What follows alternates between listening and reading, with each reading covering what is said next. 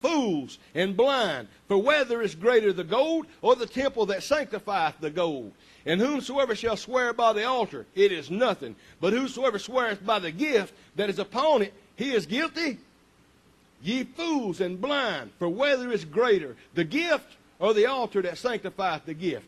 Whoso therefore shall swear by the altar sweareth by it, and by all things thereon. And whoso shall swear by the temple sweareth by it, and by him that dwelleth therein. And he that shall swear by heaven sweareth by the throne of God, and by him that sitteth therein. Woe unto you, scribes and Pharisees and hypocrites! For you pay tithe of mint and anise and cumin, and have omitted the weightier matters of the law, judgment, mercy, and faith. These ought you have to have done, and not to leave the other undone. You blind guides which strain at a gnat and swallow a camel. The gospel message is so simple to those that would receive it and believe, but that ain't good enough for them. They'll strain at a little bitty old gnat, but they can swallow a camel. Something that they're required to do, or that they're asked to do, they'll go to whatever lengths it is to do it. But something like a gnat, something that they can just receive, like they can't have no part in that. A little bitty old gnat will whoop them, and they can swallow a camel. He's saying something is it, because, you know, the little bitty gnat, it keeps them out of it, doesn't it? I said the blood of Christ does not need our contamination. Just apply it. Just bathe yourself in it. He did the work. He done the work. All glory to him. Swallowing camels.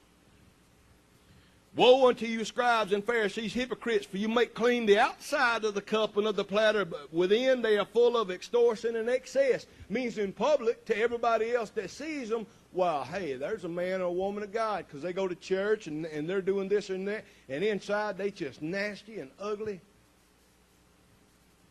Thou blind Pharisee, cleanse that first, which is within the cup and platter from the outside, then that the outside of them may be clean also. Woe unto you, scribes and Pharisees, hypocrites! For you are like unto whited sepulchres, which indeed appear beautiful outward, but are within full of dead men's bones, and of all uncleanliness. He's talking about them being like a grave. They're all fixed up on the outside, but inside it's just dead men's bones.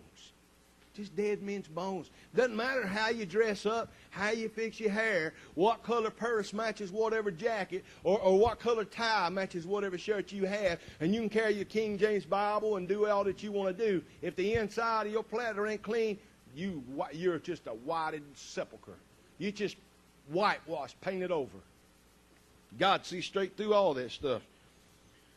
Verse 28 says, even so ye also outwardly appear righteous unto men, but within are ye full of hypocrisy and iniquity. Woe unto you, scribes and Pharisees, hypocrites, because you build the tombs of the prophets, and garnish the sepulchres of the righteous, and say, if we had been in the days of our fathers, we would not have been partakers with them in the blood of the prophets. Wherefore ye be witnesses unto yourselves that you are the children of them which killed the prophets. Fill ye up then the measure of your fathers, ye serpents, ye generation of vipers. How can you escape the damnation of hell? Now, those of you that think Christ Jesus wouldn't preach a barnstormer, there it is. How can you escape the damnation of hell? Because people are so confident in their abilities and in their church memberships and in the things that people see them doing. God knows your heart. God knows what you're doing when you're in your closet, wherever you're at. God's with you all the time. It doesn't matter. You've heard me say it, and I'll continue. You can fool me. You can fool the brethren. You can fool anybody. And this is not for you. This is for anybody. God knows the hearts. And the show stuff, it's going to go.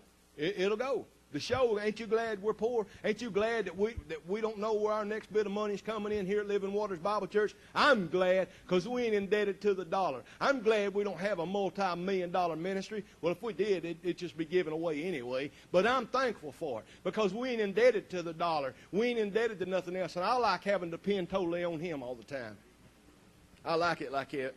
Bless God. Go to Romans chapter 14. Because we need to look at, if we're going to judge righteously, then we need to find out what in the world is it that we're judging and what is sin. John 14. Excuse me, Romans. I'm sorry, I got so many I'm looking at in front of me. Romans 14. We need to realize what it is. As you asked me how I read my Bible. I don't have time. I got so much stuff written there. I flip it to Romans and it says John. But bless God. Why dost thou judge a brother? Would be a heading for this. And we need to understand now what it is we're to be judging. If we're to judge righteous judgment, what is righteous judgment? Well, we're fixing to find out. What may be sin to you may not be sin to somebody else. You can't judge somebody on your conviction of sin. Well, boy, that's just going to floor about 99.9% of the church. That's right. Mr. Look down your nose at those who smoke. Mrs. Look down your nose at those who drink. Mrs. Look down your nose at those who dance. Whatever it is, it doesn't matter. Petty stuff, right? Petty stuff. We need to look in the mirrors. Start there. If you want to judge, look in the mirror. And if you'll start your day out judging what you see in the mirror, well, you probably judge righteous judgment, and you can't go wrong if you start here, right? At least for me. I know if I focus on Steve, then I ain't got time for nobody else. And plus, I need more work than anybody else does as far as I know, because I know me better than nobody knows Spirit of Man like Spirit of Man, right? So I can stay on Steve all week, all day. And I don't have to worry about nobody else. Verse 1 of chapter 14. Him that is weak in the faith receive ye, but not to doubtful disputations. That's those that are not knowledgeable in the Word of God. Now, you receive them, because a lot of folks come and they got all kind of messed up doctrines because they've been taught crazy their whole lives. Well, we're to receive them, okay? For one believeth that he may eat all things, another who is weak, he eateth only herbs. Now, what's the verse telling us there? One believes that he can eat all things, the other thinks he can just only eat herbs.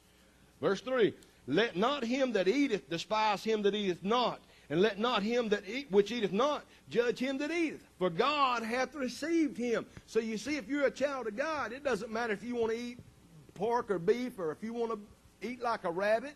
That's no judgment of ours. You belong to God. Eat what you want to eat. Okay? You belong to Him. He's the one that has cleansed whatever it is that you're going to eat.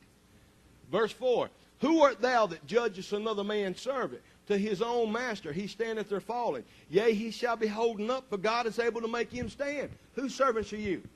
You belong to God. So who's going to make you stand? God. So who are we to judge God?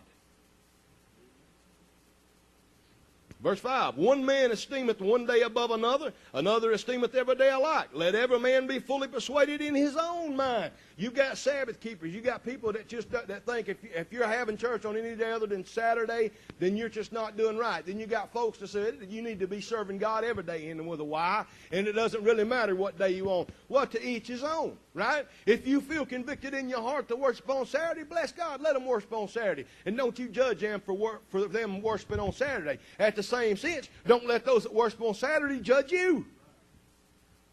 You see what I mean?